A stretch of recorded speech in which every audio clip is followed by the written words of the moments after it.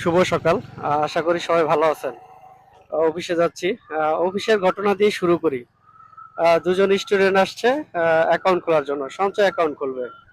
তো সাধারণত অ্যাকাউন্ট খোলার জন্য মানে ডেট অফ বার্থ, জন্ম তারিখটা প্রয়োজন। তা আমি ডেট অফ বার্থটা একটু দেখলাম। সেখানে একজনের জন্ম তারিখ হচ্ছে 2003 সালে, আর একজন হচ্ছে 2005 সালে। একটু নড়ে চড়ে বসলাম, আসলেই বয়স হয়ে যাচ্ছে।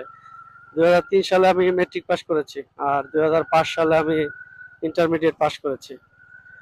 1986 সালের 23 এপ্রিল আমার জন্ম, সেই হিসেবে 2025 সালের 23 এপ্রিল 39 বছর শেষ করে 40-এ পা দেব, আলহামদুলিল্লাহ।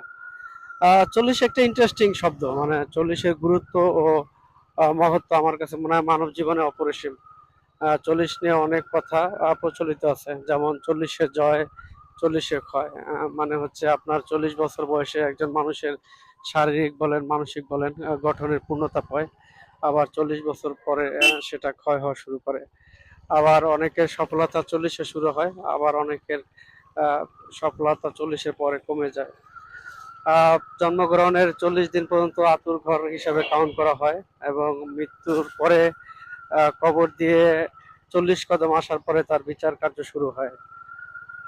ইভেন কবরের 40 দিন পরে আহ, মানুষ 40 পালন করে।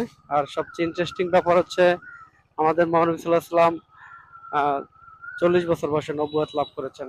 সো আমার কাছে মনে হয় যে 40 খুবই একটা গুরুত্বপূর্ণ সংখ্যা মানুষের জীবনে। জীবনের 39 বছর খুব সুন্দরভাবে ভালো মন্দ সব মিলিয়ে খুব সুন্দর করে পার করে এসেছি, আলহামদুলিল্লাহ। সামনে জানি না ভাগ্যে কি আছে, যেহেতু ধর্ম বিশ্বাস করি, ইসলাম বিশ্বাস করি, অবশ্যই ভাগ্যটাকে বিশ্বাস করি। সেই সাথে চেষ্টাটাকেও বিশ্বাস করি এবং মানি। চেষ্টা করব বা ভবিষ্যতে ভালো কিছু করতে, ভালো কিছুর সাথে থাকতে, জীবনকে সুন্দর করতে। সবার কাছে দোয়া চাই। ভালো থাকবেন। আল্লাহ হাফেজ।